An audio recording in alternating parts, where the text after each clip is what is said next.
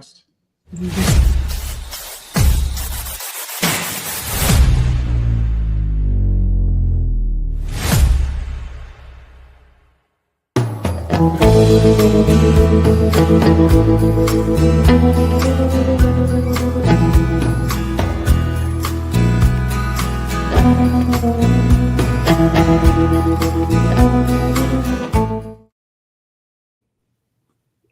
Howdy, y'all. Hey, what's going on, everybody? It is Tuesday, February 17th, and this is the fourth episode, not the final episode, of Cold Blooded After Dark. I'm your host, Travis from Python Susie. With me tonight, we've got, as usual, Doc from Boyd's R Us, and we got our sponsor and guest host, Holly from Texoma Exonics, joining us tonight. And last but not least, late to the show by a good 15 seconds, we've got Zach. I'm not. It's 9 o'clock. You brought me Reptile on ads, stage at 9. our parts prestige, Pythons, Husbandry Pro representative, all the above. How are you guys doing tonight? I'm great. I'm good too. Zach, you have to learn the line from Gandalf from Lord of the Rings. A wizard is never early or late. He always arrives when his intent is to. So that's right. So you arrive at the exact precise time that you intended to. So exactly. I was told 9 o'clock. I was here at 9 o'clock. Straight up. That's right. Down to the last second. Tight schedule. So tonight we're going to chat some about vending, all the things that go into it besides the cost or in addition to the cost. Yeah. So that's all the time and effort, stress, sacrifice that you guys have to make when you're doing shows. And why the heck are you doing it? What's the trade-off? So we got Zach and Doc who are, doing quite a few shows. Zach, I think, does all of them, like everywhere. He does. So every show. Let's get into it. Let's start with Zach. Tell us about your first show that you vended. Why did you do it? And what was the chaos that ensued? Because I'm sure it was chaotic. So if we're talking about for reptiles, the first show I vended was Repticon. That was about 5 years ago now. The first couple years, everything sold online. And I was actually disappointed because there was COVID stuff. So you couldn't do expos. Whenever I started producing snakes, there was nowhere to go set up and sell. So everything just kind of sold online. And, but I don't know, I planned on doing expos from the beginning and I was excited about it. I was looking forward to it. I've, vended expos for custom knives and dogs in the past and went to, we always used to go to the horse auctions and stuff and do all that stuff too when I was young. So I was excited to, be somewhere with a bunch of animals, selling animals to people about it and stuff. And I've just always been excited about sitting there and doing the face-to-face interaction. You don't get this with just posting a picture and sticking it up somewhere on a listing site. All right. So what did you, your first show that you vended, what went into you getting to the show and getting set up? Oh man. Honestly, not the whole lot, I got a tablecloth and some displays and, I was big time and, 5 years ago, there wasn't near as many people with near as nice setups as you see nowadays. It bloomed up. Whenever COVID started collapsing and competition started getting fierce, you noticed almost exponentially everybody's setup started getting nicer at the same time. And my first one, I just had a tablecloth and a couple displays and just a little overhead light. My displays didn't even match. It wasn't the same brand or anything. And I'd bought them second hand just to be able to have something for a show. And because I didn't have a lot of money and I wasn't investing much, I had a very limited pool of cash and I was like, hey, this is what I got. And so I was able to find displays.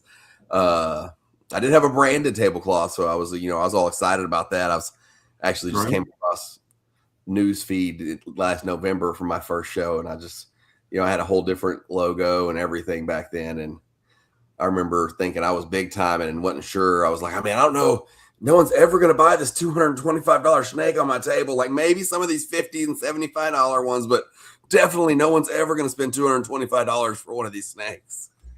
But now your setup is amazing. It's evolved a little bit. It's definitely evolved. Oh no, he has next levels. He has towers. He has all kinds of stuff, and he doesn't just take ball pythons. He takes an array of things. And I was actually showing my wife like your setup, like how nice it looked. I was really happy when I saw your setup. Like it really stands out. Did you, when you source for your cloth, like the branded cloth, did you source from like a reptile person, or you went with your own design to like a different company? Like how did you came up with the idea? So the design of the stuff, I use Andrea Leopardini. He's overseas. He's very respected in the reptile hobby. He didn't do my logo, but I went to him with my logo, and that's all I had was a logo. And I was like, man, I need a show setup that's just stellar out of the park. I said, no black, no white, no red. It's got to match my color themes and not look like anybody else's stuff. And I literally took the first revision he gave me. It was just phenomenal. He did my Facebook backgrounds, my profile picture, the banner, the tablecloths. He did a few things. He does like a package deal where if you get like 5 design items, you get the 5th one free. So I had him do a bunch of stuff for me. So that's what I did on that one. And then the actual materials and everything, I get all my stuff from Showfire Displays, and I just had some other friends who that's who they recommended. That's who they had got their stuff from. My first order was, I don't even remember, it was some random company, and I didn't like the cloth was cheap and like real flimsy, like some of that, more like the stretchy cloth material on some of the tablecloth that you see, but it's not even stretchy. It was drapey, but like really thin. Like if any of y'all have ever thought you were going to order something nice from Shein or Wish or something, and then you get it, and it's that like cheap wannabe knockoff like jacket material that they have. That's what this was in the form of a tablecloth. And like I think I washed it 2 or 3 times before the seams were already starting to come apart on it and stuff. But yeah, Showfire Displays has done all the ones I have now, and they do my banners, they do everything, and I've even gotten an account set up with them for my Husbandry Pro stuff now. So they're really top notch. I mean, people have sent me stuff where it's like, oh, here it might be $1 cheaper or $1 cheaper than that, but Showfire Displays, I've been able to get my artwork into them. They correct it for me where I've had stuff where it was wrong. I've given them very tight deadlines before, and they message me back the next day like, hey, you've got a really tight deadline. Let's get this done. Here's the approval, and got it out to me like the very next week in some instances. So, I don't mind paying an extra $1 here or there versus, because that isn't a Showfire Displays is an American company. So at least, you're getting your stuff made here in America. But did you get the wrinkle free this time or no on this new one? The new one's like wrinkle resistant. It doesn't wrinkle near as bad as my white one does. But I'll tell you what, if you freaking crumple those things up into a ball and just throw 4 of them back in the corner or stuff them down in something, yeah, no, it's coming out with wrinkles. Yeah, because that's something that people have to realize, talking about like the minor things that you don't think about, even the wrinkles on because you might have an amazing display, and then all of a sudden, like you go to put your cloth, like a tablecloth down, and it looks like crap, and then your whole display is going to look bad. I know. Then you're like looking around at everybody else's, and you're all like, "Does anybody have a steamer? I need a steamer." And it's like, you don't need a steamer. Once you realize that if you just take a couple seconds to fold your tablecloths at the end of the show versus throwing them in a ball, you don't really need a steamer. A little bit of a crease down the middle is never going to kill anybody. It looks totally fine. But yeah, like a couple things I wish people would have told me in the beginning was, save your tablecloth bag if you get a custom tablecloth. My 6-footers, I put them all back in the bag every time. It keeps them so much cleaner and nicer just to put them back in the bag. And if you're doing like 5 lights or anything, everybody uses those 5 lights. If you're not using Next Levels and you're using like ARS or something like that, the 5 light brand is like what everybody uses for their stuff. Now it's No one hard. tells you to save the box to put that stuff back in and to not tighten any of those freaking screws when you're assembling. You'll tighten that stuff and those things will strip right out. And now you're sitting here with this weird, awkward light that just doesn't fit in your vehicle. And you're like trying to like keep it from getting damaged and save the box for everything show related. It will help. I had a good question for you because I think it was somebody who reached out to me before was like, hey, are you coming to the show? I need something to clean my next levels with. They're acrylic. What do you use? Oh, there's not a specific brand. Like I've got one that I use right now. But it's just something somebody gave me. It's just an acrylic cleaner. Like you get a little bottle with them that comes with your next levels. I usually don't recommend that stuff. It's not the best. Like it works all right for like the static cleaning and like keeping the fingerprints off.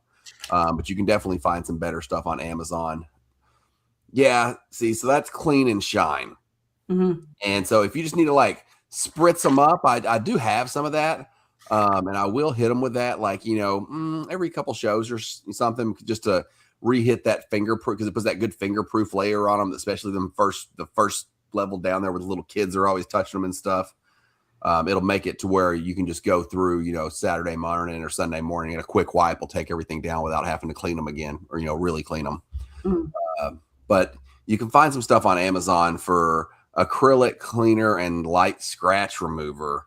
And that's what I recommend because that stuff that they send you doesn't do crap for like light scratches. And you will get light scratches. You will want to use a microfiber towel to wipe them down, you know, a new one, a fresh one that hasn't been washed. Because you're, you know, even like if you use rough and harsh detergents and you wash your microfiber towels, they can put little swirls in the acrylic. So I always recommend a fresh one. They're stupid cheap. You can pay $10 and buy like a 20 pack of microfibers. And how many shows do you do a year on average? 30 plus. 30 plus. So what is your process for your packing process and then your unpacking process? And then you got to have a reset in there somewhere, I'm assuming. So packing process, unpacking process, you know, Husbandry Pro helps out with lots of it, man. That makes my show stuff so much faster. Because, you know, like week to week, like right now, there's 0 babies that have become available since my last show. Mm-hmm. You know, so all I'm doing is going, marking off what I sold the week before in Husbandry Pro. And then I go to the little sales list and I print a sales list with my new inventory on it. And then I go to the label printer and I redo my labels every time because I'm weird about them. Like some of them will start lifting and curling and you don't have to. But I redo every label every time for every display. And so I just filter in my labels by is for sale, select all, click print in Husbandry Pro. It pops out 87 to however many labels I need. And I go through and I just slap them on. I merchandise my displays. If you don't know what merchandising is, you know, you can look that up online and watch some videos on how to merchandise things. You will want to merchandise your displays if you're doing pet level shows. You will want to group your displays if you're doing high-end shows like NARBC and stuff where you're going to be bringing in project shoppers. You want all your double pets for Hypo Clown in one spot where everybody can see them. But when you're doing a pet level show, you're going to hear all day, I'm just looking for something that catches my eye or whatever pops out at me. And when you're appealing to a pet customer, you're now in a retail setting. So you need to merchandise your animals when you're putting them in the displays. And so I'm always sitting there every time, you know, because animals move, animals shift when you sell them. And so I redo it every time fresh, you know, make sure I'm putting light snakes by dark snakes. You know, I do group by pricing, but I'll group by pricing. And then, you know, you use your cheaper snakes to draw them in on the outside areas. You use your more expensive stuff in the middle. That's people know where to look for it. You know, stuff like that. And do whatever you can to make your animals stand out from other animals in there, make them pop, make them look better than the next guys. And even where you display on the display, the middle, the center display is the one that people put their eyes on first. So like if you put your prettiest snakes, they tend to look at the other ones too, like the ones that stand out the most. I noticed that people sometimes I had banana, black pastel, hypo, hat clown. I had a male and a female, and I put the male in the middle and the female on top. People, if there was a female, they didn't even see the one that was on top, like on the top row. So I said, no, right here. So like to me, the one that is in the center is always like the eye grabber on the display, not even one at the bottom. At least every show that I've Yeah, been to. the bottom row is rough. The bottom row is rough. You've got to put stuff like I'll try to put like pies or bananas or stuff on the bottom row, something that like really pops and stand out, because people will just look right over that top row. Their kids will look at that bottom row. It's where all their hands are going. And that's what mom and dad, like us taller people, they're looking middle to top row. Where your lights shine on your displays kind of has a little bit of play in it as well. You can direct the lighting a little bit on some. And kind have you ever used anything like barbed wire or like an electrified tape or something at the bottom row? So when kids touch it, because it's amazing that they don't just touch it. They come and they just like, oh, they'll smack it. They'll flat ass hit it. I was like, I have to breathe. Like, yeah, pack your anxiety meds. When the parents don't say anything, that's what pisses me off the most. Like, Yeah. I try to teach my kids respect, but So why not put a do not touch sign right there at the front? they don't know how to read. The people who are going to touch them are the ones who don't know how to read it. And that, you know, I mean, and then you got kids like this past weekend, for example, I had this, y'all have seen him, that little Dennis the Menace kid, that little shit, you know, and he walks past and he's like smacking on my glass display. And I'm like, whoa. Hey, we don't do that. The snakes don't like it. Plus, we don't want to mess up the displays and put our fingerprints on there. If you could not do that, I'd really appreciate it. And he's like, oh, I'm sorry. I didn't know. No problem. You know, I'm usually nice and polite about it the first time, even though I really don't want to be. So this little kid like walks off and I catch him like walking past and I catch him eyeballing me. And I was like, why is the kid eyeballing me? It's because he's looking to see if I'm looking. I swear to God, I took 2 steps away from that display to go talk to another customer, and I look back and he's over there. Before I could say anything, like, I know Holly knows Jesse. Freaking Jesse like jumps past me, reaches across and tries to grab his head. He's like, we said don't touch that. That's enough. and loud. You know, Jesse's like ex-military. He's like, I said that's enough. Like customers, everyone like looks and they're like, and I'm like, oh, he was doing it before. Man, that little shit, I'll be damned. Like 5 minutes later, he's walking back past and he's like, doing this number. His parents are nowhere to be found. Like I catch him walking up to it, and I said, I don't even think about it. Or I said, don't even think about it. He looked at me, and I was like, yeah. Dude, you need to keep a fly swatter over there at your table and play with it, like circle it around your finger or something. Let them little kids know without their parents knowing. He was the worst. He was one of the worst I remember. Like, but I've had them do it like intentionally, and then you're like, don't do that again, you know. And they're like, you became their dopamine release. Yeah. Well, I can tell I had one of those kids. Jesse pretty good, like messing with stuff on the other side of the table too. You know, like I try to be really cool and chill about it, not give them much of a reaction, and usually they'll move on. No, it's tough because like the animals are already stressed, and then you have usually the lights are amazing to show the animals, but I bet that they hate those lights over there. They do. It does wonders for the socialization. Like I find that like after these snakes have been to a few shows with the lights and stuff, especially if it's like a pretty snake I'm getting out a bunch, like, oh man, like they come out of a shell. Like I end up with very, very few of them that end up like staying in the, you know, like the hard balls is what I call them, where they just, you know, are real timid and stuff. Like they just kind of get used to it a little bit, you know. I don't like it for them and stuff, but they do. They definitely get used to it a little bit. What's bad? How's the family do with your show circuit, Zach? You're on the road quite a bit. What's that look like? They do fine.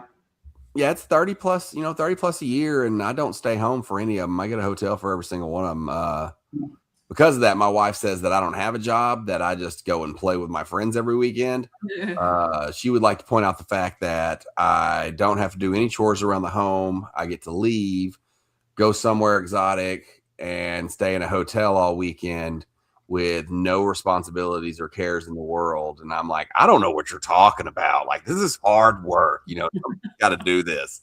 You know, like you can't just, snakes don't just stand out here all day and sell themselves. Right. Yeah, people don't understand the mental stress that goes. Even though you're having fun, you have to be on it, and you have to talk to people, and you have sometimes to talk to someone for 20 minutes, and they're not going to buy anything. And you know they're not, like they've told you 5 times they're not going to, and they're just so.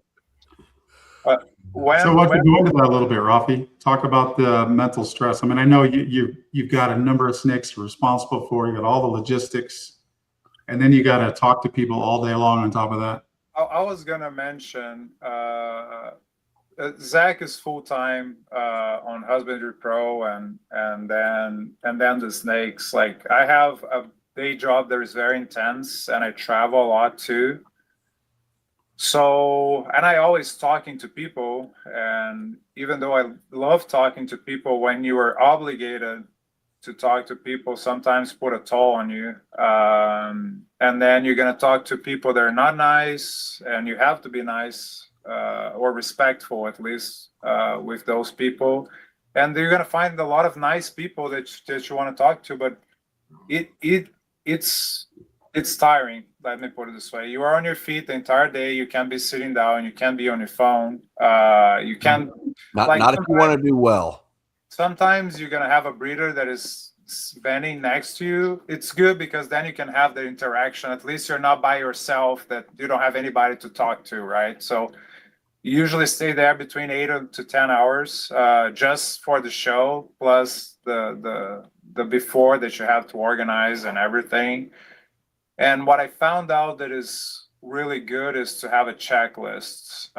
First, figure out if you've never done a show before, talk to people, try vending with someone. My first show was not vending for myself, was helping.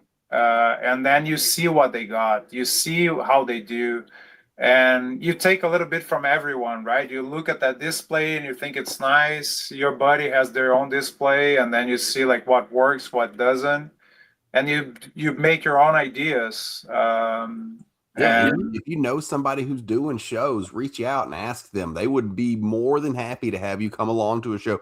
Nobody wants to do a show by themselves. I've done it like twice ever, and I feel so bad for anyone who has to do it. Like, I don't know if I could do this if I had to do them by myself. Like, I'd shoot myself. Like, it's bad. It's tough, especially us that we like to talk. So like to have someone to chat a little bit, and then you're talking about your projects and different things, your animals, and then kind of makes the time goes faster. Another big thing that I learned from Andre from Chimera is the stress mats, like the foamy mats that you have the memory foam. Those are a lifesaver, and you don't realize their weight in gold. You don't realize until like you were out of them, and then when you step back on them, it's like you're stepping on a cloud. It's like I'll sacrifice my chair and leave my chair at home before I'll leave my relief mats at home. Like, no way, I don't need a chair. I need my relief mats. So have 1 or 2 boxes, depending on how much stuff you have, right? But with business cards, stickers, cleaning products, an extra set of lights if your goes like if you don't have like a next level that is attached to, like have a set of lights, like a spare one, tape, bags or to pack your animals, or if you're gonna use deli cups to give the animal to people to take home. Even shipping boxes, like if you get like you are in Chicago and it's the winter show and it's like freezing, it's going to be an added value. Like get the person, if they are local, give them like a shipping box, and then the person can take the animal safely and not like freeze to death. They had some people selling those actually at Bob's show, this last one. Like they had like the whole setup with the heat pack and stuff if people are driving and stuff, so you keep the animal safe and keep those things separate. Like if you have like that box is my show box or my 2 show boxes. I know that Holly got the idea. Was it you, Zach? The Milwaukee, The rolling toolboxes are freaking phenomenal for keeping all that stuff organized. Like in the beginning, I had like a big tote with like pieces of cardboard in there, like separating stuff, and like it would always get messed up. And then, the last thing you want is whenever you got a customer sitting there, like I've had it happen in the beginning where you're like, let me just get you a bag, 1 second. You're like frantically digging for a bag.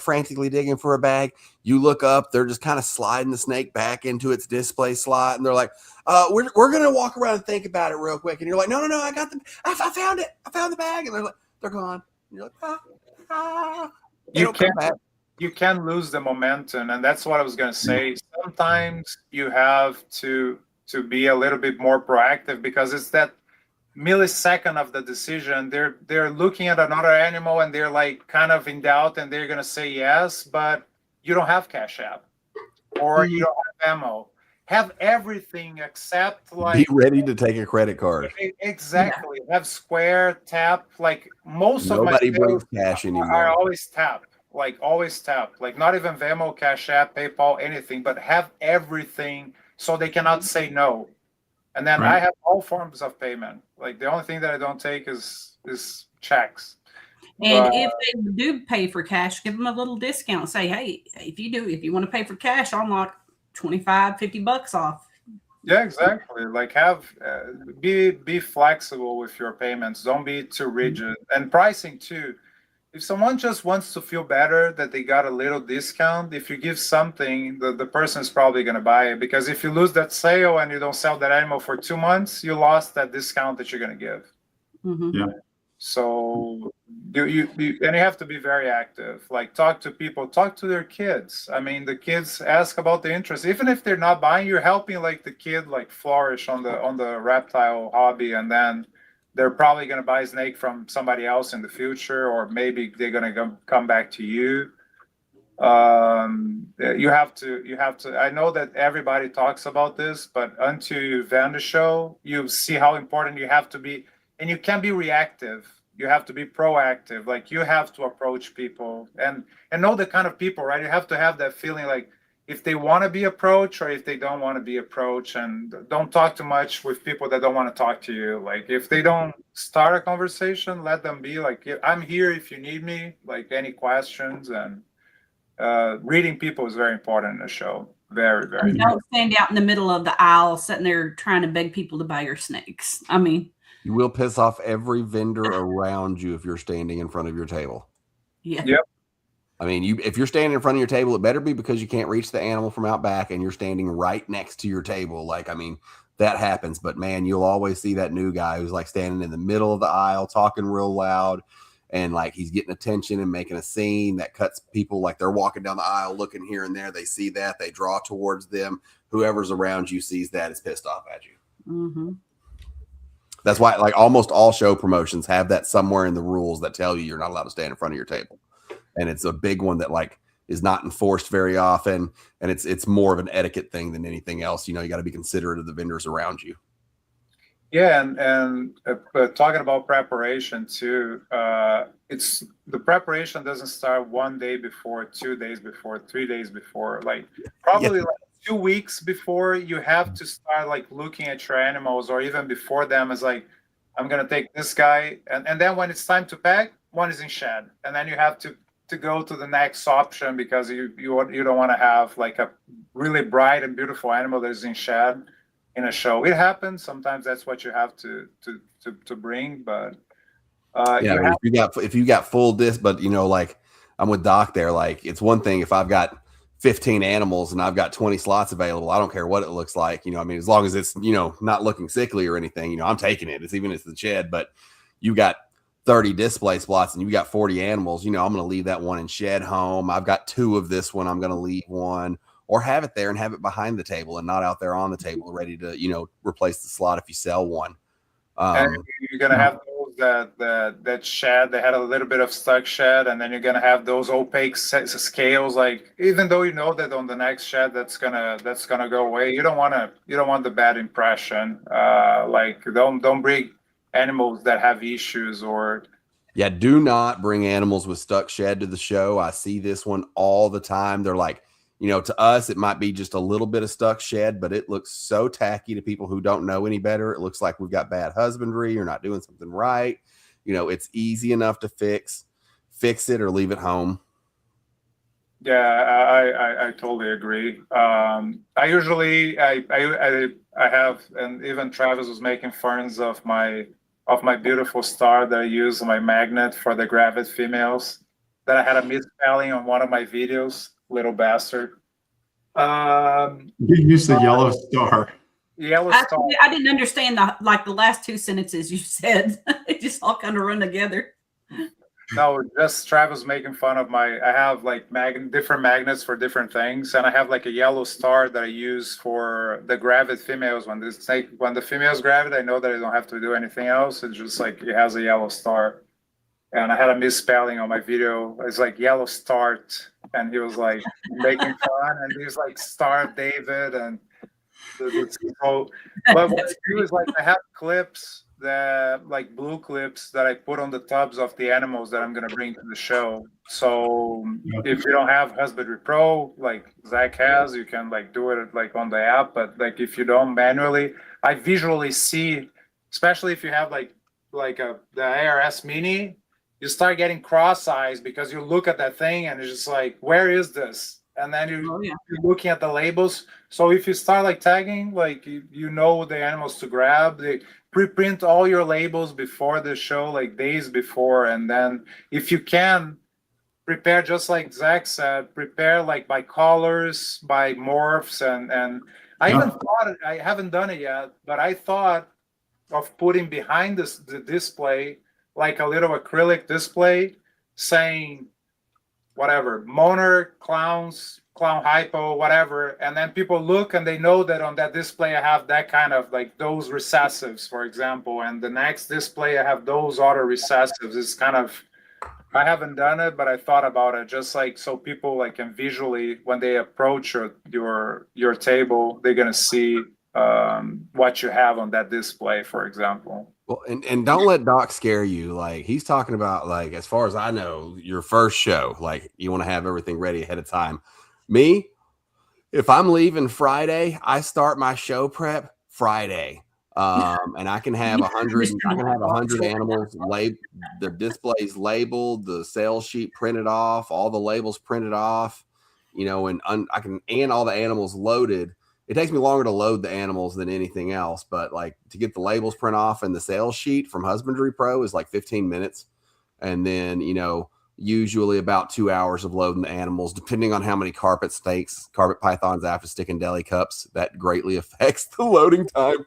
Like ball pythons go right in displays, but I swear if you're taking anything little and wiry and you're using deli cups, a lot extra time because they don't just go in there voluntarily. You've got a system by now. I mean, it's all ingrained. So you've got your checklist and you've got your process down pat. Yeah. Once you get your systems down, that helps a lot. Husbandry Pro helps out tremendously with it. But yeah, definitely. Like first show, I want everything set up the weekend before. Like I actually got whooped out an 8-foot table and put my displays on the table, set up my lights, like stage your setup before your first show. And you'll be, oh man, I don't have this. Oh man, I don't have that. And then think, all right, now what am I going to do to sell a snake? Okay, I need this, this, and this. And that's where you start creating your mental checklist or something, and just be like, okay, I've got this stuff, and make sure that you have everything. So when you do it, it's ready.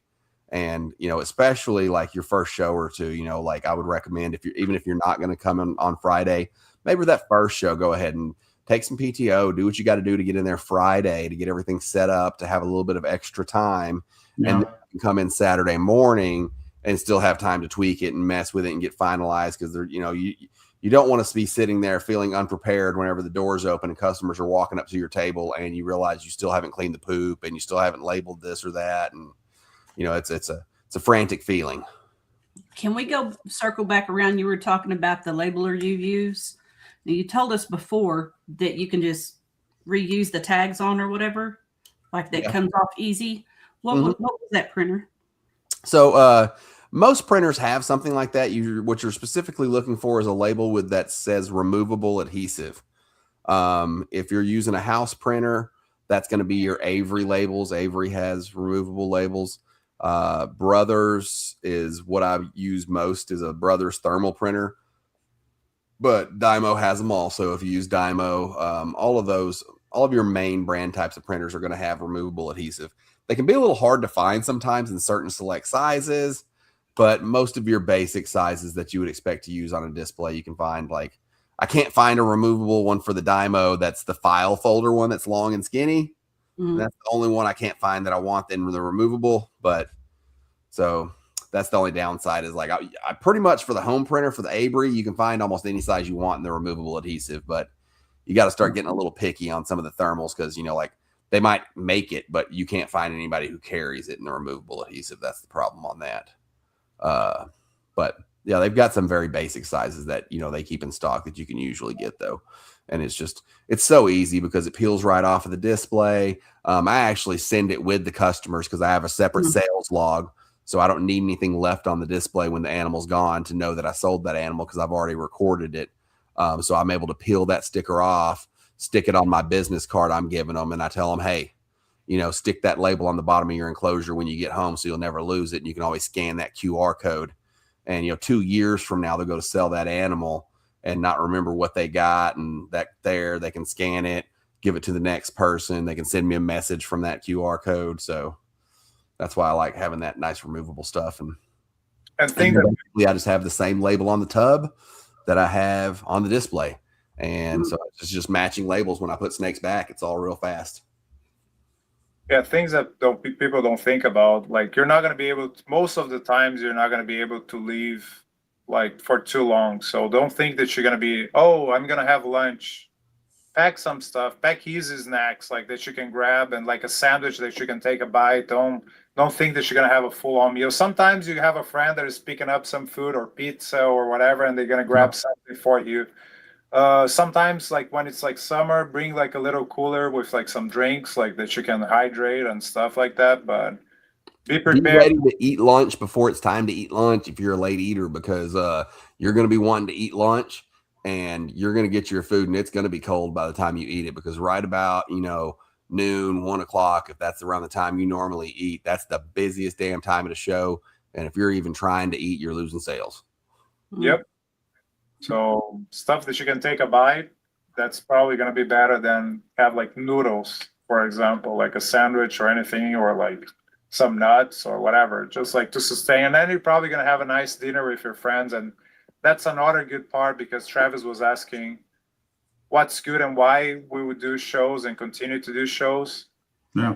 To me, one of the best things is to see your friends that you don't see most of the time of the year, or meet people that you only met online. Like you and Holly, I only met you guys online. I love you guys, but like you have that connection, like when you see someone in person, and then you can see them again, and then you can share experiences. And all the people I've met who don't own ball pythons by going to the shows, you know, like half the time I go to dinner, I don't go to dinner with anybody else who even has ball pythons. You know, I know ball pythons. I'm going to go to dinner with somebody who's got some crocodiles. Talk to me about your crocodile farm. Can I come hang out with you? Let's go do some crocodile farm shit. Yep. Meet some really cool people at the expos, man. And you get to do it's a way different experience than being on the other side of the table, where, you know, like, because then you're an outsider. It doesn't matter if you breed. It doesn't matter what you do. If you're not a vendor and they don't see you vending at shows, you're an outsider when you're on the other side of the table. And no, you can't pet my baby monkey. But when you vend next to that person, they're like, all right, come on. Don't let nobody see you, though. Everybody wants to pet the monkey. Come on, here. You can hold it. And that's how you get to hold the little baby monkey, is by being in the crowd and vending the Travis shows. said, hell no. If I vend and I get set up next to somebody with a damn monkey, I'm asking to relocate if it's possible. But Zach, did the guy told you like not to spank the monkey, just be gentle? Like I'm with Travis. If you come and you're set up next to the person with the monkey, hope and pray on the mercy of your show promoter, and that you got there early enough on Friday before other people got there to where they can go fuck somebody else into having that spot, because people are going to walk up to your table all day and be like, oh, look, it's a monkey. And they're gone. They are gone. You do not want to be by the petting zoo. You Or don't want to be Vending by next cute to bunny take rabbits or any kind of like holding, or if there's somebody doing photo ops in the booth next to you with a big freaking big Burmese python, you don't want to be next to that. Like, oh man. Well, Oh, man. you don't want to be next to those people anyway. Like You don't want to be by any of your friends either. I'll tell you that. Like everybody's, I want to be my friend. No, you don't. No, you don't. Put my friend has the same shit that I've got. Put him on the opposite side of the show from me. I can talk to him after the show. It's funny. Yeah, but that to me at least, like since I have a day job, even the aftermath, like because I have to catch up on the husbandry, right? Like I don't have the day, so I have to do it at night. Right. So you have the rodents, and you have that's all that you have to take into consideration if you have like a second or your first job, is that it's a lot. I just Sunday caught up on all my racks. Like I did all the water and everything, but do the whole cleaning and the whole like swapping of the substrate. I only finished on Sunday, and I did not stop. So how much time did you put into catching up after the show, Rafi?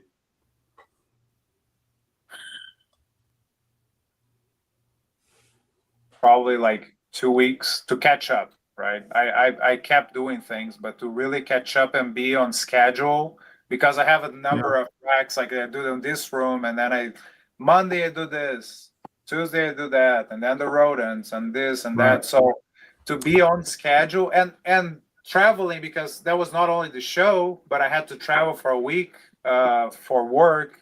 So that put me behind as well. So it is a lot. Like once you have like down to a T, like Zach has it, like he has all his processes, and then he can come back and do the animals during the day, like clean the animals and stuff like that. It makes it easier, but it's not easy. It does. It does. When I first started doing this, I still had my square job and everything where I worked Monday through Friday. And it was so different, having to come back, unpack all your snakes. I mean, there were several times where if I was driving away to a show far off, like the standard, SOP is my snakes don't get unloaded on Sunday. You walk in the door, the displays get set in the door on the, freaking right in the door on the floor in the reptile building. We go to work, and then Monday when we come home from work, they get put up. Because you just have to make accommodations for that stuff. Oh, I did the next day, because I put them in the reptile room that was warm, like in the quarantine area, and then they stayed there until next day in the morning, and that's why you're warm. We'll take care of it later. And you got extra poop and pee to clean out of there and stuff, but that's what you got to do whenever you're working a square job, to do that stuff, or plan for it, like plan to have someone there at home ready to help you unload them whenever you get there, have a wife or a friend. And you might mix up things too, because like you're tired, and then you start like putting snakes away, and then you kind of like what I do with mine. I have the rack, and I already like I have the quarantine rack, and I already like leave the tubs open where they're gonna be for their quarantine. Right back in the hole. So at least I know the spots when I'm coming back, like okay, and then I look at the labels, and I do the same thing as you. The other thing that I do different is the pricing. Like I don't have the pricing on my racks, but the label is the same that I put on the show. I use the red labels for the females, the blue labels for the males. Well, I mean, technically, the ones I have on the rack, it's slightly different. It's the exact same tag, except where the price goes, it has their birthday. But yeah. So, question here on the shows, outside of connecting with your friends, what would motivate Holly and I to vend shows? All right. So what now are that the benefits? I'm trying to tell you bad stuff and talk you out of it, let me tell you what's good about it. And man, I sold like 9 snakes online last year out of over 300 something animals I sold, and I hated every one of it. Nothing specific about the customers or anything. It's a break of procedure. I have to stop what I'm doing. And now, especially whenever I worked a regular square job, because maybe you live close to a FedEx hub. Hopefully, with all the FedEx hub closings, that's less and less likely. I lived 45 minutes from a FedEx hub. So if someone ordered a snake from me online and they're like, well, I can only receive it on Wednesday. Well, Tuesday was my feeding day. My whole feeding day is shot now because I have to stop, get this ready.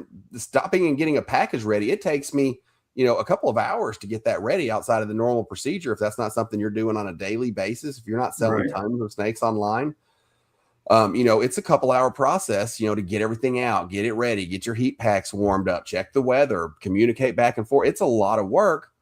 And when you evaluate how much time is spent to sell that animal, if you multiply that, you will spend way less time per animal at a show, and you can plan for it and get all of the sales out of the way in one small window. It's like, I've allotted this time, I've done this. And it's like, people ask me all the time, is your online listings updated? No, they're not, because I don't want to sell nothing on there because I'm busy.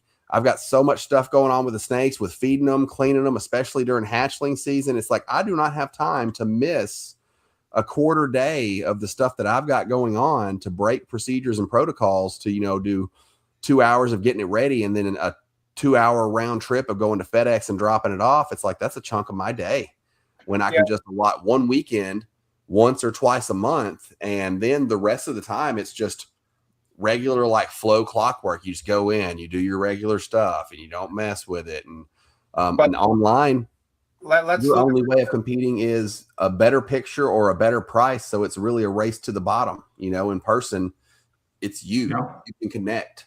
Well, that's the other side too, Zach. Like being the devil's advocate. Online, let's say reptile ads, morph market.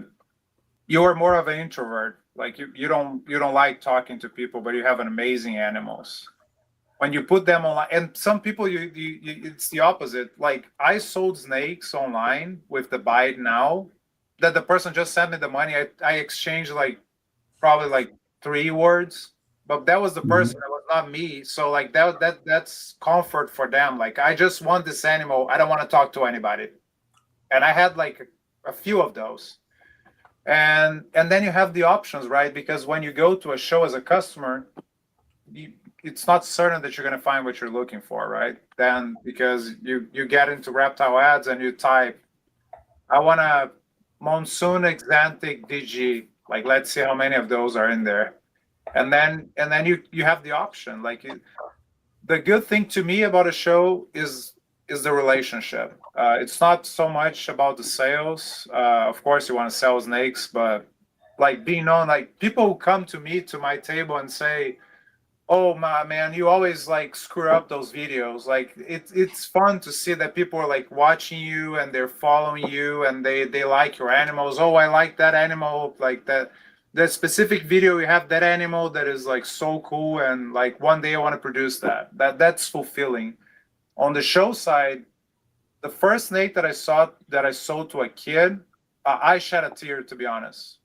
Because that kid said that was my dream. Like, this animal was my dream. So that is that part too. I like both, to be honest, but they have pros and cons. Like, if you don't like to talk to people, I think online is a really good outlet too. It's a rough place in an oversaturated market, though, is the only problem. Is like you end up where you're, and it's a subjective thing whenever you talk about shows too, because whenever I talk about shows, I'm talking about shows in Texas. And if I'm talking to somebody in Florida, they're going to look at me like I'm just plumb an idiot and I don't know what I'm talking about, because a Florida show is absolutely nothing like a Texas show. You can go to a Florida show and grab animals off the table and, without haggling at all, and quadruple the price and come to a Texas show, and you'll probably be in line with the rest of the market, because they have, like you can't throw a rock without hitting a big breeder. And so you have people selling, what online might even be like $300, $400 snakes for $50, $100 just because they can't feed it. And then you go to a show in Texas and a leucistic might be $100 or $150 on Morph Market, and they're still $275 on the table. Because that's a lot of us here in Texas look at that like that's wholesale. Online is wholesale prices. That's where you have to go to wholesale stuff if you can't sell stuff at retail prices at the expos. And a lot of people get hung up like you are doing yourself the worst disservice in the world if you're going to your first expos and you're selling pet level snakes and you're pricing them off of Morph Market, because those are people who don't have any other option anywhere else to sell. And you are going to reach 90% more entry pet level customers at a reptile expo than you'll reach online, because an exuberant amount of beginners and first time, even up to fifth time snake owners do not feel comfortable buying something online yet. And so, you're missing out on that huge chunk of sales. And, those people don't know what's on Morph Market. And it's not like you're screwing these people or anything. It's more like Morph Market has gone to be where this is wholesale. They don't have anywhere else to sell this stuff. They don't have near as much overhead. They didn't have to pay to go to a show. They didn't have to pay for a hotel. They're not having to pay for banners and tablecloths and stuff like that. And from talking to pet customers, they absolutely understand that. And they absolutely, when they walk up somewhere and they see a booth like mine, they are comfortable with paying a little bit more money for an animal because they understand what they're paying for. There's customers who don't do that. And those are typically like your auction shoppers, your very low end shoppers where they're buying it. They'll buy it on Craigslist or they'll buy it from you if it costs $5 more, regardless of what quality example looks like. And those aren't the people who are, making the better, nicer qualities for the hobby and stuff. And there's always a breeder for each type of shopper that they're looking for. There's people who will not buy an animal out of a display, and there's people who will not buy an animal out of a deli cup. And you just got to decide what kind of breeder you want to be, what kind of reputation you want to have, and what type of customers you want to attract. And if you want to move $50 to $75 animals all day long, flip them in deli cups, not have to provide a lot of customer service to people, expect them to grab and go, deli cups might be your way. If you're trying to move investment animals or, high quality pets to a high quality pet home where that they're going to get the best care from people who are going to sit there and talk to you more about it, they're going to invest more in your stuff if you invest more in your stuff. If you invest in yourself, they'll invest in you too. Sure. So this last show, Zach, did you break even, come out ahead, or were you in the hole? I always come out ahead. Always ahead? I've not broke even on 4 shows ever, and that's in my entire life, regardless of whatever show I was vending. The ones where I didn't were reptile shows. And I've only ever not sold something at an expo 3 times ever. And all 3 of those were reptile expos. And only one of those did I ever go back to. Like if I go to a show and it's like that, where you don't sell anything, it's a bad show. Don't come back, unless, like I've given some outsides, like I went to a show one time and it was horrible. It downpoured cats and dogs all day, Saturday and Sunday. And I mean, you're talking like raining sideways. I went back the next time and it was great. If there's a realistic reason, not an excuse that the show promoter is giving you, a realistic reason that show sucks, I'll give it a second attempt. But if the sun's shining, it's a nice day, I go there, I don't make any money, the show promoter did something wrong. They either allowed too much competition in the room, didn't bring enough people through the door, they did something that was a disservice to their vendors. If you can go to a reptile expo and not sell a single animal all day long, or you need to look internally and you're doing something horribly wrong. But if you're doing right stuff and you're not making money, don't do that show. There's better shows out there. Don't cling on to a shitty show so you can dump stuff. One thing that is going to happen to you eventually, they're going to put you in a bad spot, location wise in the show. And don't expect that the first time that you vended, about it in the center, and you're going to be like in full, they're going to put like shining lights on you, and you're going to be, you have to make it look pretty with what's delivered to you. Like make it look nice. Be the best with what you've got. Be extremely nice to your show promoter. Be very polite, and that's where showing up to set up on Friday pays dividends, because a lot of times they're just picking random names, and if they don't know you, you're the new guy on the block, you just got stuck in some random spot. It's nothing against you. But if you show up Friday and there's only 2 other people set up, and you walk up to the show promoter and you introduce yourself and you're being very nice, polite, respectful, you ask them about your spot, they show you where it's at and it's a little rough, and you very politely ask like, oh man, does there happen to be anyone else I could maybe switch with? Is there any way I could, get somewhere else? And they'll either, you'll figure out real quick, read the situation. They're either like, no, they're done with it. They're not dealing with it. Like, oh, no problem. I'm happy to be here.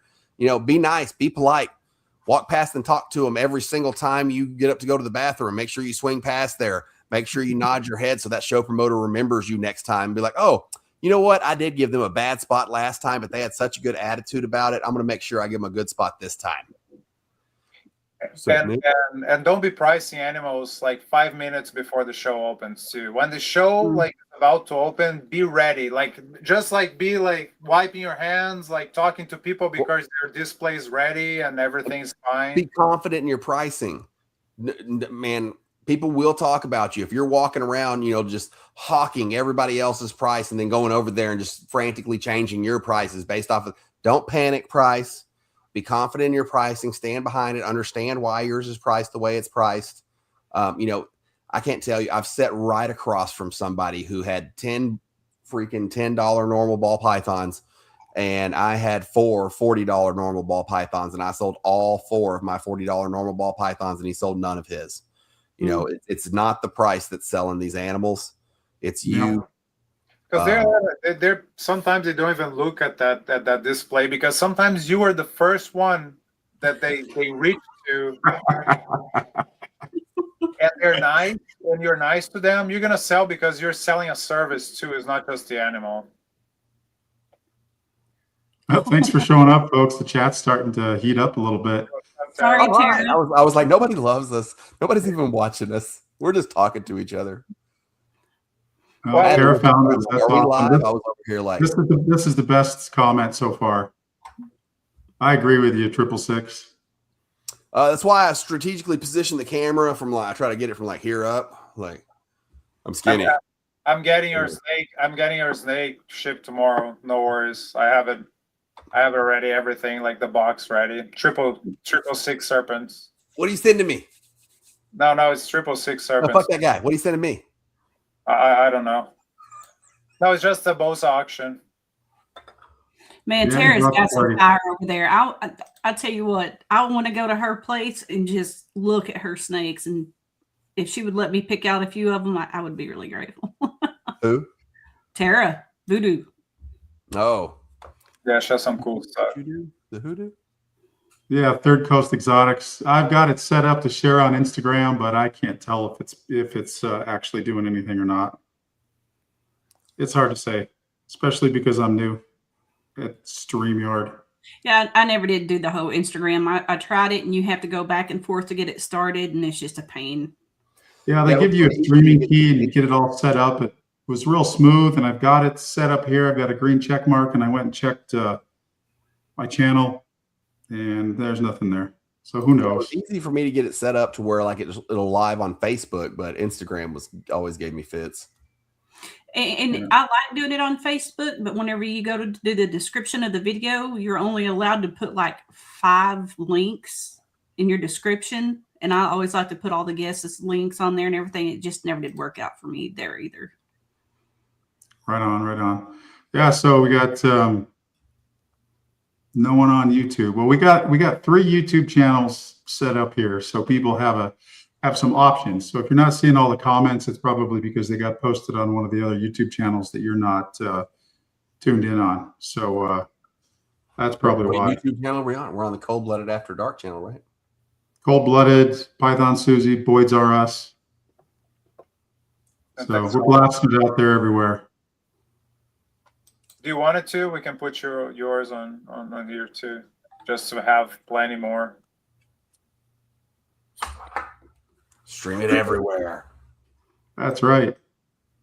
Yeah, I have a lot of views from on my channel, like the catching up crew and watching later. So it's cool that we can reach out to people in different ways.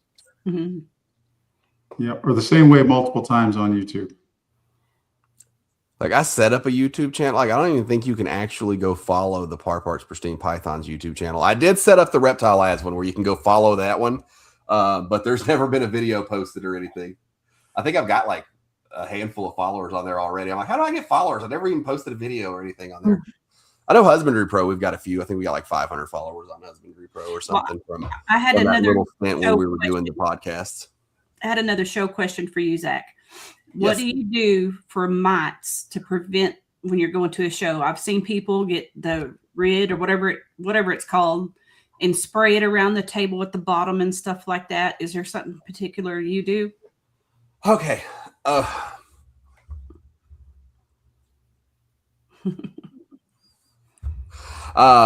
So I don't use the Rid-X or anything like that, and I definitely am not biggest. I used to do it until you get the unfortunate incident of being set up next to somebody who's selling bugs, and you have to have an uncomfortable conversation with them because you were over there spraying pesticides, and now some of their bugs are starting to die around you. So watch out for that ahead of time. It'll save you a really uncomfortable freaking phone call. I can tell you that one from firsthand experience.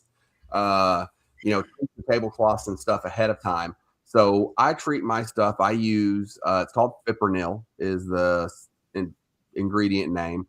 I buy it online. It's an industrial termiticide. It's the active ingredient that they used to have in frontline flea and tick for cats and dogs. If y'all remember that, well, they pulled the frontline off the shelf because it can leach heavy metals in through the sweat pores in mammals, but snakes don't have that, so it's safe for them still. And you basically just order it from a lawn and garden store or any kind of pesticide store. It's called Fipronil. Taurus SC is the brand that I use and I like. That's what I brought. Yeah, I mix that stuff up. And so I mix up a little squirt bottle of that and I spray on my tablecloths and everything after I wash them. Or now a lot of times once I'm in the rinse cycle, I'll just throw a cap full in the rinse cycle when I'm washing them, and it'll leave them on there. And that's kind of the lazy way to do it.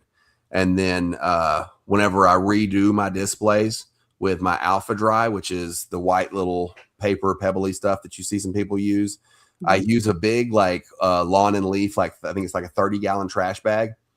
And I put enough in there for my displays. And I've got an aerosol sprayer that I ordered for like a beauty salon, one that would do the super turbo fine mist.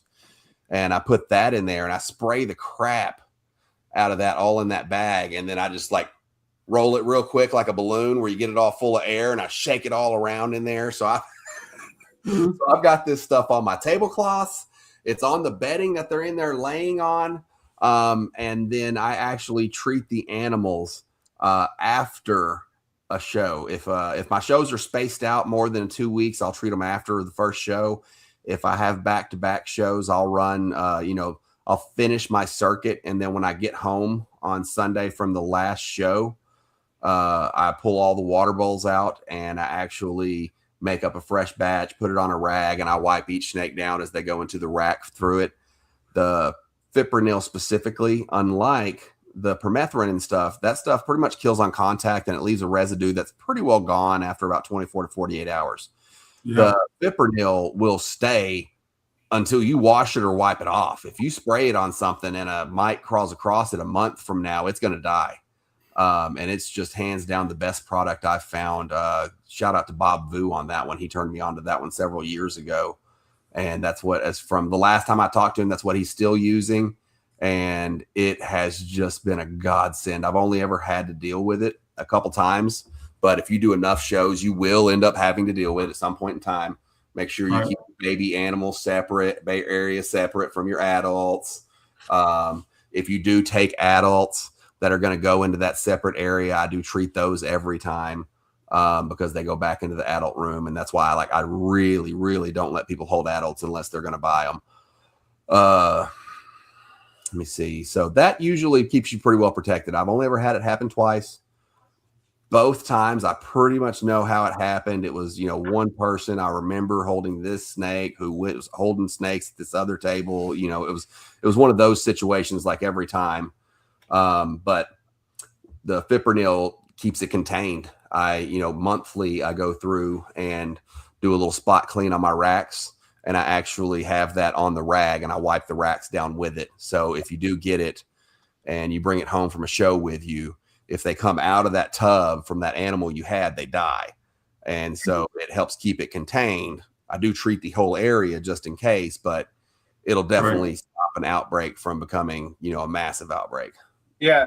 And going back to mites, just going into mites, mites are not as big of a deal that people make. It's a pain in the butt to get rid of them, because you have the whole egg cycle and all.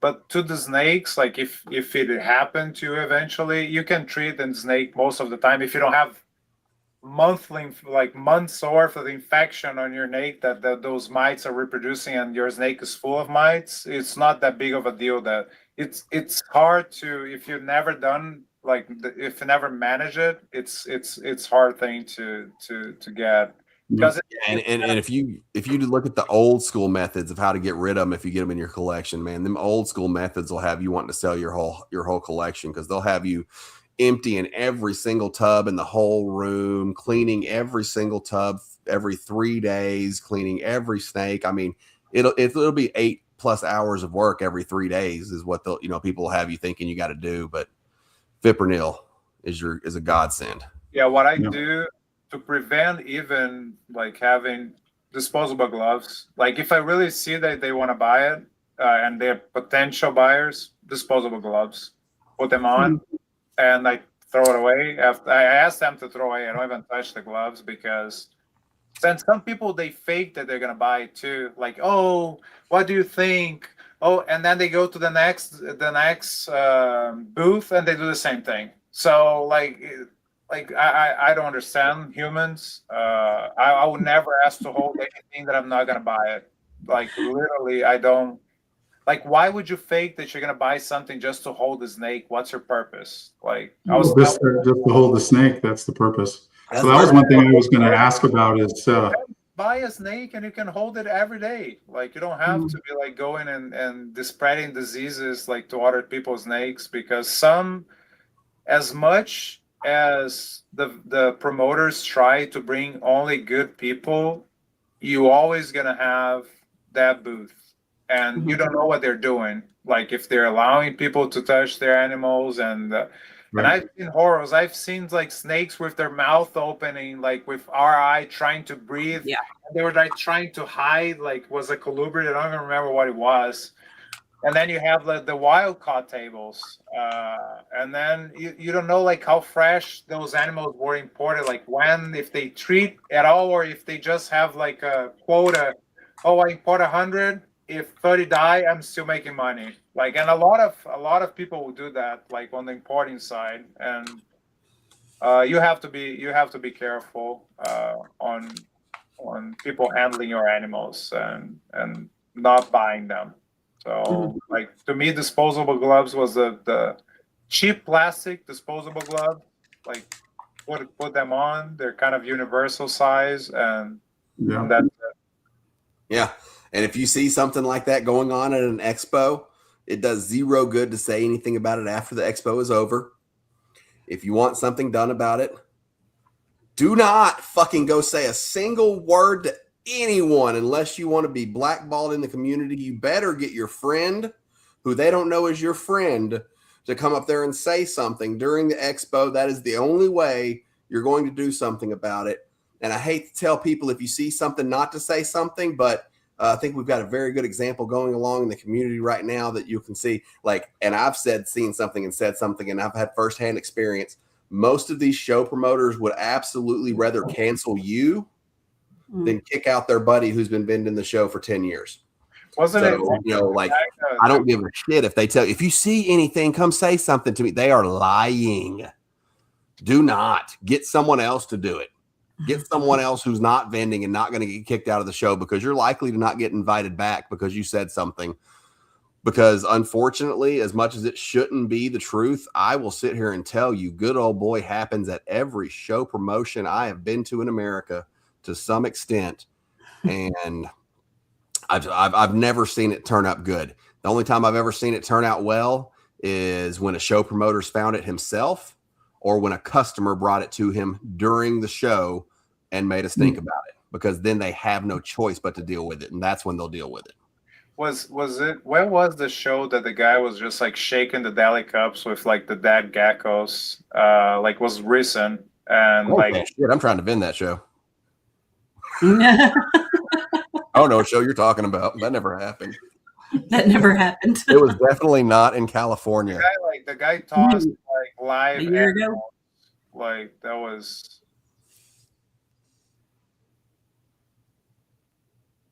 some all white displays. Couldn't see anything else. I mean, that. What do you mean by that? I think the caller probably that's one of the things that I try to do too is kind of make the animals stand out instead of the displays. I've seen the color displays. I didn't like them. I thought of getting orange because of like my logo and stuff.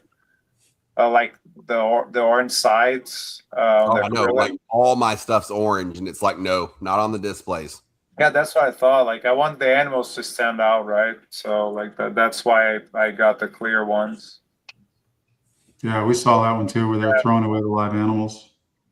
It's like, why don't you work with other stuff? Like, why do you have to work with animals? Like, if you don't care, like, I know it's all about money for them, but work with something else. Like, get a flea market and sell like stuff from China. But I was talking No to car parts or something. a respected older breeder in the hobby who doesn't even breed anymore, he just flips stuff. But he still gets on all the shows. He's still a respected breeder is what they call him.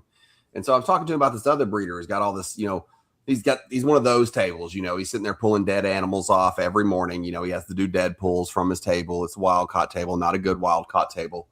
And he's over there like getting snakes from him and stuff. And I'm like, bro, why would you support that? And he's like, oh, he's a great guy, man. He's got really, really nice XYZ animals. And I was like, what about all these shitty animals on the table? Oh, that's what he uses to pay for his really nice XYZ animals. It's like, well, it doesn't matter if you're selling shitty animals and neglecting these animals, but you have these other animals that you care about. These animals, like these aren't worth being taken care of. Like Some animals are more equal than others. Yeah, it's just like not taking care of your adopted kids because you like your own kids better. It's just like what like I don't understand humans. Sorry. Like I try it sometimes. It's just people should try to be nice. That's all. Like I thought about importing because like I was pretty much against the importing stuff, but like you got to have imports. So it's like it's hard to be in the reptile hobby and be against imports because this all came from imports. Unless you only keep stuff native to America, you've supported imports in some way, shape, or form. It's not like, well, maybe I could do it because I seen like Josh Alder, he's a good one, and a few other ones who, do good quarantine, good establishment on their stuff, on their wild caught, and who are doing it right. And they're just few and far between, but God, so many animals coming, like I started seeing what comes in from the importers. Like 25% is just dead when you get it. And I'm like, this is not for me. I'm a softie. Like there is the good importers. It's expensive to be a good importer because like half these animals come in sick. A quarter of them come in already dead. A lot of the good importers, they have their own facilities in the country of origin. So they deworm the animals, they do quarantine first and see like how they look before they ship like the good ones. Or they have partnership with like farms that will bring the wild caught, and then they would either lay or they're gonna give live birth, and then the farm hatch or the farm born. That's when you have less likelihood.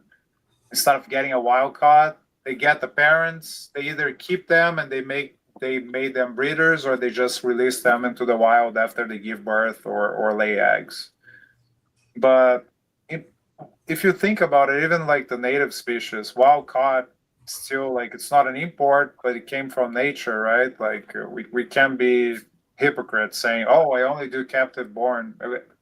One animal had to come from the wild, so you have your captive born. Started somewhere. So I'm not a hypocrite. I just think it's too risky with imported animals. You can import an animal from Europe or Canada, or like when I'm talking about imported animals that were wild caught. Right. Look at what happened with Adam from Wicked Wiccans. Well, what happened with that? I'm not familiar with that story.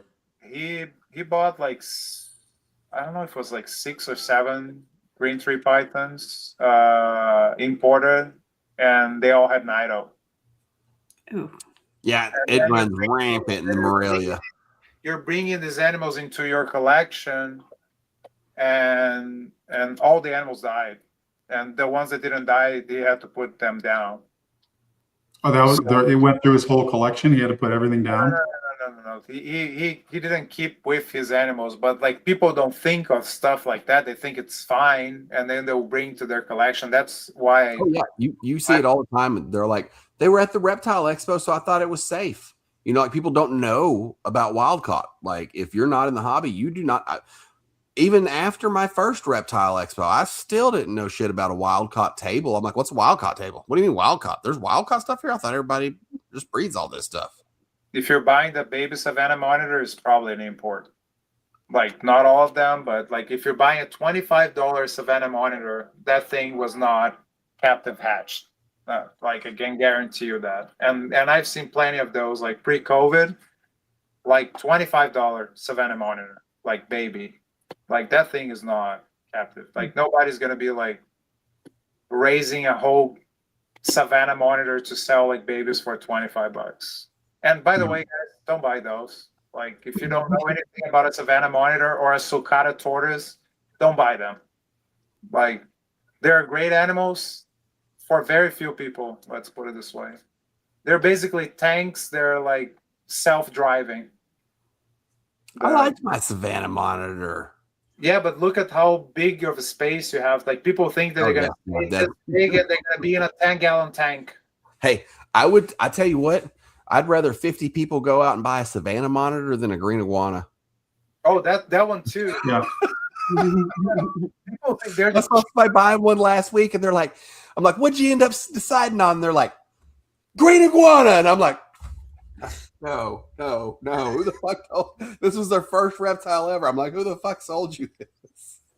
That was actually my first lizard that I had was a green iguana. And I remember when that thing grew, like I got like a whip in the back. Like I was like shirtless and like carrying, like was like a big male.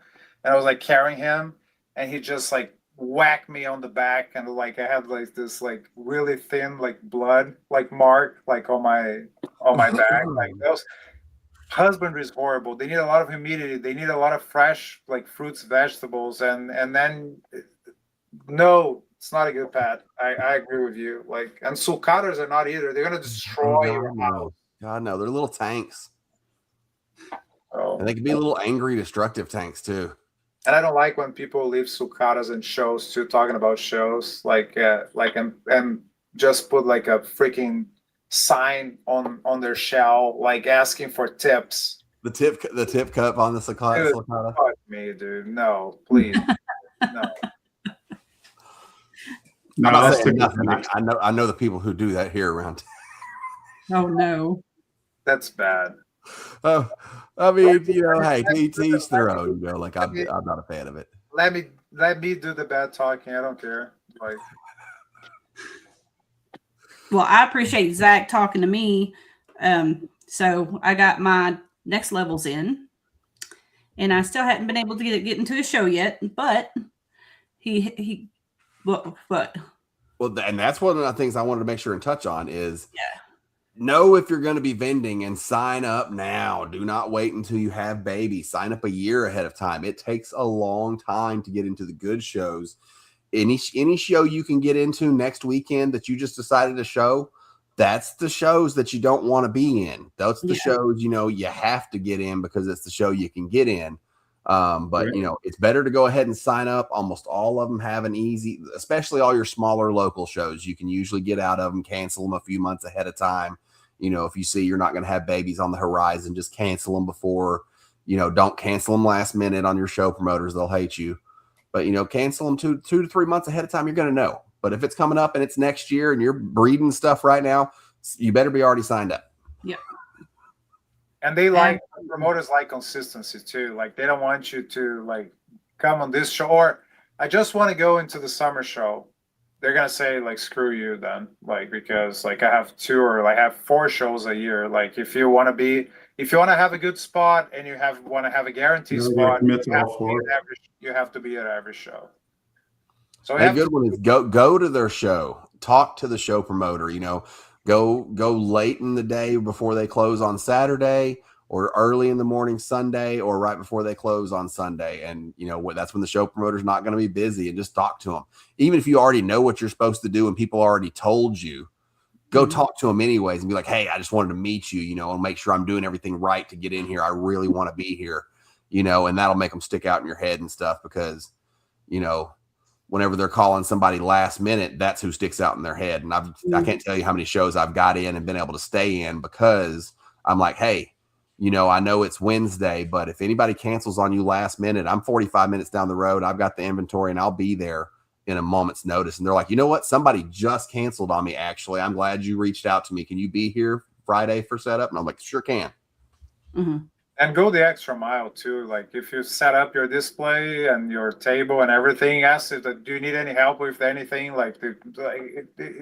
Every little bit matters if you're not known. You don't get favors if you show up for the show and then you turn around and you leave and you don't talk to anybody. You're the first one to get screwed on a table. You're the one who's always getting overlooked for this or that, or we forgot that you signed up. Try to make friends. If with nobody else, at least the show promoter. Right. And go out with people for dinner too. Like even if you're an introvert, like try to make friends with people if you're not well known. Like during the show, talk to people and try to go to the dinners because that's where you make connections. Like people, that's where you get really good deals on animals too. You want to get deals on animals? That's the kind of deal I want. I want a deal from the guy who does not give cheap deals to everybody. But if you're a good buddy of mine, you know what? I'll hook you up. That's the people to buy your animals from. That's called the buddy price. Yes. I love the buddy price. As soon as I go to a new show, if I haven't been there, I go straight to the show promoter when I'm checking in. Be like, oh, okay. Is there a dinner tonight or tomorrow? Y'all doing anything? Is there an auction? No. You know about anything going on? No. All right.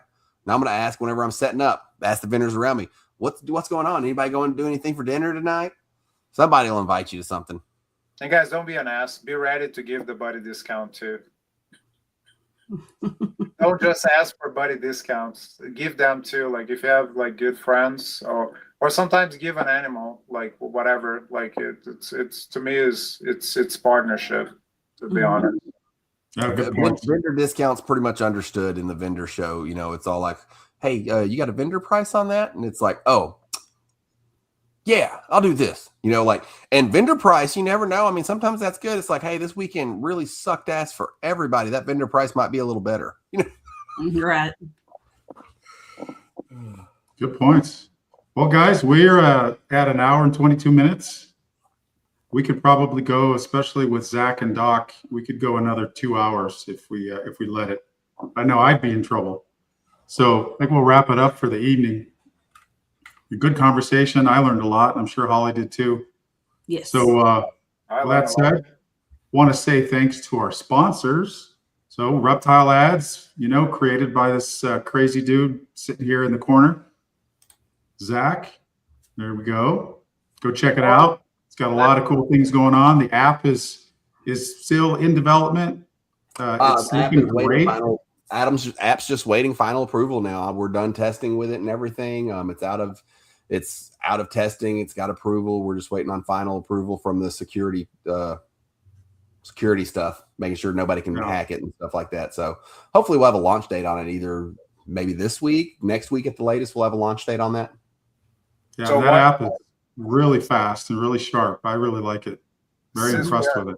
It's a good time to get on there. Go ahead, Doc. Reptile ads question. If I sold animals outside of Morph Market or Reptile Ads or anything, and I want to update my list, if I pull what I have from Morph Market, the sold listings too, is it better to delete everything from Reptile Ads and do an auto export? Or if I do an export, is it gonna see that I have those as sold and is gonna... Currently, if you've got a bunch of sold listings, the fastest thing to do would just be go to your ads in Reptile Ads, select all, delete all, and then just import your new import. If you're just doing changes and you sold one or two, you just import your file over it and it'll update your files and then go mark the one or two sold. But if you've sold a bunch and stuff, it's the fastest way to do it. Same thing for Husbandry Pro. If you're importing through there right now, we're working actively on a import and archive feature where you'll have the option to either import and it'll import and update your stuff, or you'll be able to import and archive. And then basically the way that'll work is it'll import, and anything that's not on that spreadsheet or the pullover from Husbandry Pro will automatically be archived, and only the new animals. And so we're working on something like that that'll, take that little bit of extra step out of it for you. Nice. That's good. All right. Next, we've got Holly. She's our lady behind the scenes, helping us out with the podcast. She's been great. Check her out, Tex Home Exotics. She's on Instagram, and you're on TikTok too, right? I'm on everything. TikTok? I TikTok. I do everything, dude. She's all over the place. Go check her out. You're local to her in Oklahoma. She's got rats for sale too. Oh, Zach, All right, speaking of, I got more rats for you. Ooh. Say it again, Holly. I got some more rats for Zach too. Good. Yes. I just picked up some rabbits today. I'm real excited to feed some rabbits next week. I've never fed rabbits before. I want to go watch. Well, I'm hoping it works better than the pigs. I got some pigs a couple months ago from DNT Retics. Because, I've got a couple, really big girls, the 8.5, 9 footers, they can eat a small baby pig, but only one of them would touch it at all. And she's like just ravenous. And I'm like, oh yeah, she's going to devour this. She tried eating that thing head first, butt first. She even folded it in half like a taco. That's how I know she could get it down. But as soon as that hoof touches her mouth every time, she's, and that's the face she makes too. She just like stops for a second. Like you just opened the door and caught her doing something she wasn't supposed to do. She just freezes. And then she's like, I think I'm going to throw up. This is just disgusting, but back out. And I'm like, okay, so no pigs. So we're trying to buddy rat. I don't know. I'm trying to just find something a little leaner to feed her than jumbo rat, the retired breeder rats all the time, something I can throw in there that's a little leaner, but plus I just wanted to see her eat something else. But the retics you do only frozen? What's that? The retics you only do frozen thawed? Oh, I don't have I don't do retics. These are my larger carpet pythons. Oh, the carpet pythons. And I do live. They'll eat live. I have no problem with. I'll feed them live retired jumbos. I've seen a retired breeder, even with their big O teeth. Whenever you get an 8.5 foot carpet python, if they try to gnaw on that scale protects them good. Unless they just happen to get them just right. I just watch when I do it. But no, rabbits and pigs. No, you always do those frozen thawed. Especially the rabbits, because they have gnarly claws and they'll rape. Yeah. They'll just literally drag the scales right off the snake and rip right into them with them. So you pretty much have to do the rabbits either frozen thawed or pre-killed. All right. Well, I think that's a wrap, everybody. Those of you in the chat, thanks for showing up. We had a good turnout tonight. Really appreciate the support, everybody. And until next time, we will catch you later.